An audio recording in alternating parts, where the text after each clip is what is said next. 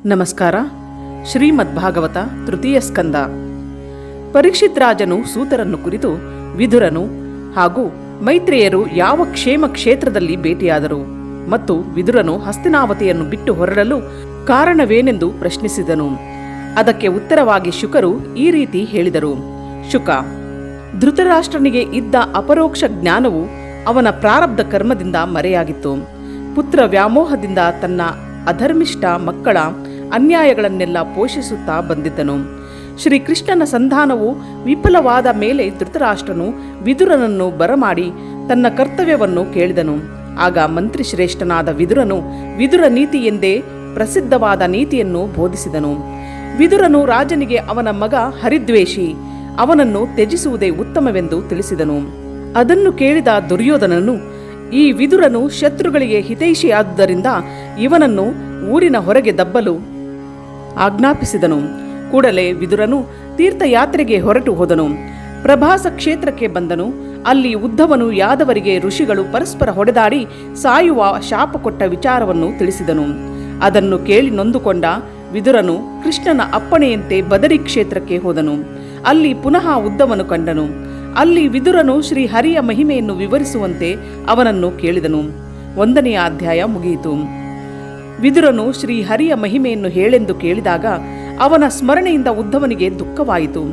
ಏಕೆಂದರೆ ಉದ್ಧವ ಹಾಗೂ ಶ್ರೀಕೃಷ್ಣನ ಸೇವೆಯಲ್ಲೇ ನಿರತನಾಗಿದ್ದ ಮಹಾಭಕ್ತ.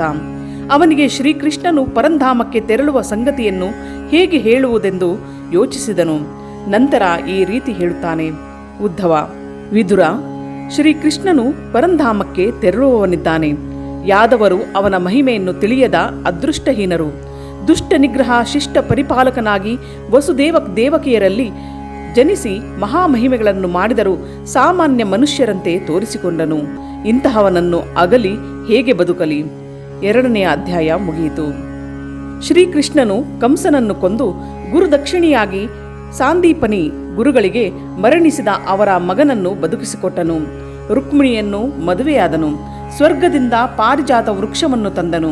ನರಕಾಸುರ ಸಂಹಾರ, ಕಾಲಯವನ, ಜರಾಸಂಧ, ದುರ್ಯೋಧನಾದಿಯಾಗಿ ದುಷ್ಟರ ಸಂಹಾರ, ಹೀಗೆ ಅನೇಕ ಮಹತ್ಕಾರ್ಯಗಳನ್ನು ತಾನು ಮಾಡುವುದರ ಜೊತೆಗೆ ಬೇರೆಯವರಲ್ಲಿದ್ದು ಮಾಡಿಸಿದನು.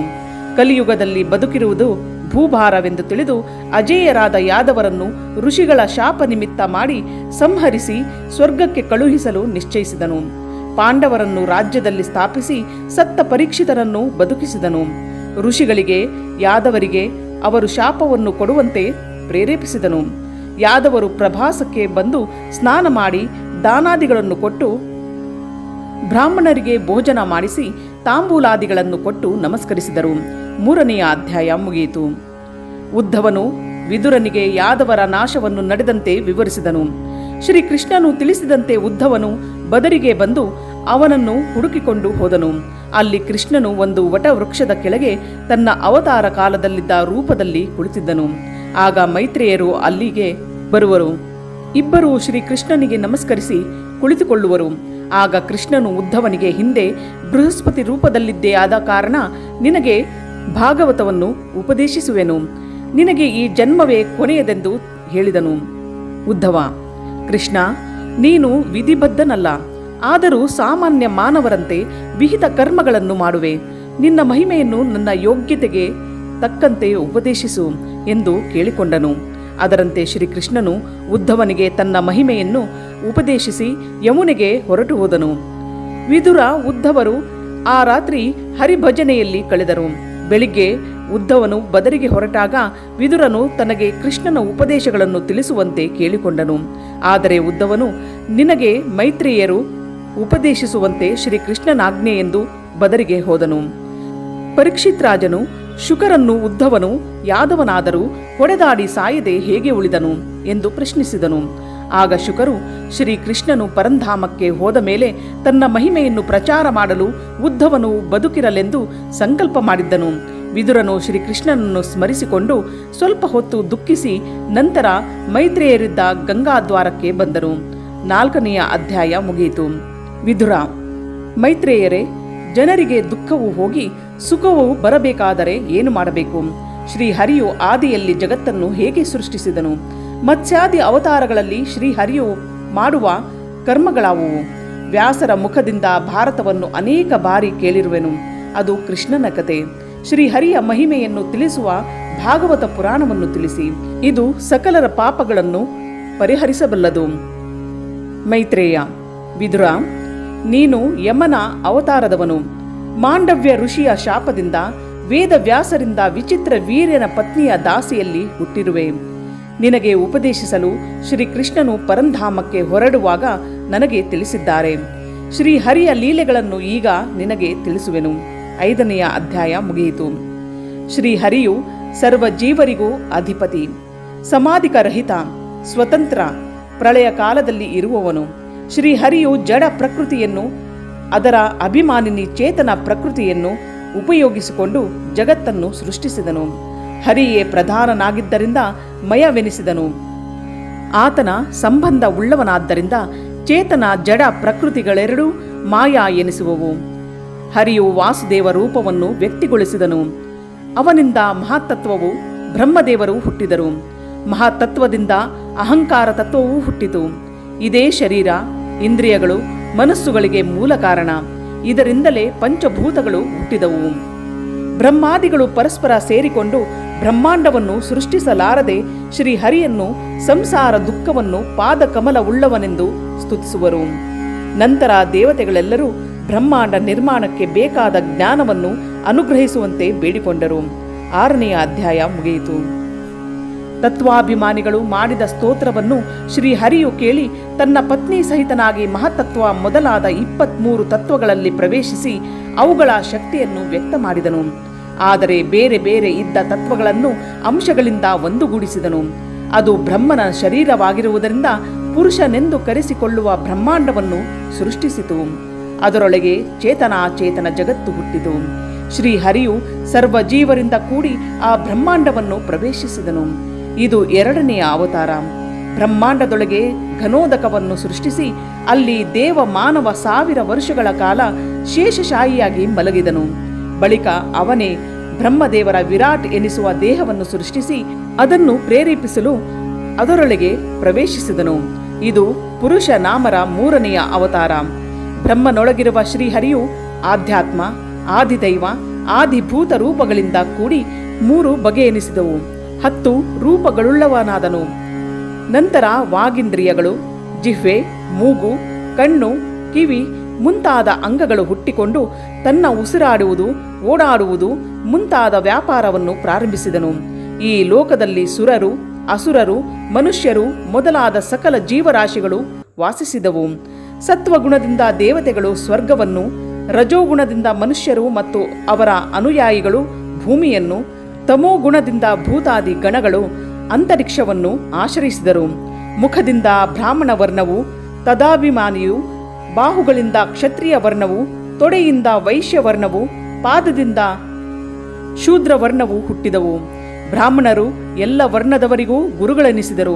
ಕ್ಷತ್ರಿಯರು ಪರಾಕ್ರಮದಿಂದ ಪ್ರಜೆಗಳನ್ನು ಶತ್ರುಗಳಿಂದ ಕಾಪಾಡುವರು. ವೈಶ್ಯರು ವ್ಯಾಪಾರ, ಶೂದ್ರರು ಸೇವಾ ಕರ್ಮ ಮಾಡುವವರು ಆದರು. ಬ್ರಾಹ್ಮಣರಿಗೆ ಭೃಗು, ಕ್ಷತ್ರಿಯರಿಗೆ ಮನು, ವೈಶ್ಯರಿಗೆ ಮನು, ಶೂದ್ರರಿಗೆ ಕೃತಿ ಎಂಬುವರು ಅಭಿಮಾನಿಗಳು. ವಿದುರ: ಶ್ರೀಹರಿಯೇ ಸರ್ವ ದೇವತೆಗಳಿಗಿಂತ ಉತ್ತಮನು, ಸರ್ವತ್ರ ವ್ಯಾಪ್ತನು. ಇವನ ಸಾಮರ್ಥ್ಯವನ್ನು ಹೇಳಿ ಮುಗಿಸಲು ಸಾಧ್ಯವೇ ಇಲ್ಲ. ಸಂಪೂರ್ಣವಾಗಿ ಯಾವ ಜ್ಞಾನಿಯೂ ತಿಳಿಯಲಾರ. ಅಂತಹ ಶ್ರೀಹರಿಗೆ ನಮಸ್ಕಾರ. 7ನೆಯ ಅಧ್ಯಾಯ ಮುಗಿಯಿತು. ವಿದುರ: ಬ್ರಹ್ಮಜ್ಞಾನಿಗಳೇ, ಶ್ರೀಹರಿಯು ಜ್ಞಾನ ಸ್ವರೂಪಿ, ತ್ರಿಗುಣರಹಿತ, ನಿರ್ವಿಕಾರ. ನಿರ್ವಿಕಾರನಿಗೆ ಜಗತ್ತಿನ ಸೃಷ್ಟಿ ಮೊದಲಾದ ಕರ್ಮವು ಹೇಗೆ ಕೂಡುತ್ತದೆ? ಶ್ರೀಹರಿಯು ಯಾವ ಯಾವ ಪ್ರಜೇಶ್ವರರನ್ನು ಸೃಷ್ಟಿಸಿದನು? ಸರ್ವವಿಧ ಸೃಷ್ಟಿ, ಮನ್ವಂತರ, ಮನುಗಳು, ಅವರ ವಂಶಾವಳಿಗಳನ್ನು ವಿವರಿಸಿ. ಭೂಲೋಕದ ಮೇಲೂ ಕೆಳಗೂ ಇರುವ ಲೋಕಗಳಾವುವು? ಸಕಲ ಲೋಕಗಳ ಪರಿಮಿತಿ ಮತ್ತು ಅವುಗಳ ವ್ಯವಸ್ಥೆಗಳನ್ನು ತಿಳಿಸಿರಿ. ಪಶು ಮೊದಲಾದ ಪ್ರಾಣಿಗಳ ಸೃಷ್ಟಿ ವಿವರವನ್ನು ತಿಳಿಸಿರಿ.